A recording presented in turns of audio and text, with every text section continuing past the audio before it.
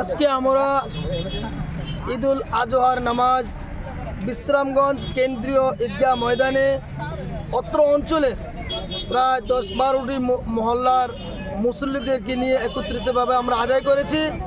অত্যন্ত উৎসাহ উদ্দীপনার মধ্য দিয়ে যুবক, মুরব্বী, উলামায়ে কেরাম, বিভিন্ন মহল্লার ইমাম সাহেবগণ এসেছেন।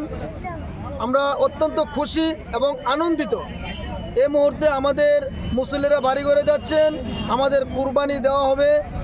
এই কুরবানি ঈদ উপলক্ষে, ঈদুল আজহা উপলক্ষে বিশ্রামগঞ্জ কেন্দ্রীয় ঈদগাহ কমিটির পক্ষ থেকে রাজ্যবাসীকে, দেশবাসীকে আন্তরিক প্রীতি, শুভেচ্ছা এবং অভিনন্দন জ্ঞাপন করছি। পাশাপাশি রাজ্য ও দেশে হিন্দু, মুসলিম, পাহাড়ি, বাঙালি সকল অংশের মানুষকে আমরা বিশ্রামগঞ্জ কেন্দ্রীয় ঈদগাহ কমিটির তরফ থেকে অভিনন্দন জ্ঞাপন করছি। পাশাপাশি রাজ্য এবং দেশের প্রশাসনকে আমরা যাতে সুন্দর সুষ্ঠুভাবে ঈদ পালন করতে পারি, উৎসব পালন করতে পারি, এই ক্ষেত্রে প্রশাসনের সার্বিক সাহায্য সহযোগিতা কামনা করছি। আজকে এখানে উপস্থিত আছেন ঈদগাহ কমিটির প্রেসিডেন্ট বাহাজ মিয়া, সেক্রেটারি বিল্লাল মিয়া এবং ঈদগাহ কমিটির অন্যান্য কর্মকর্তাবৃন্দ।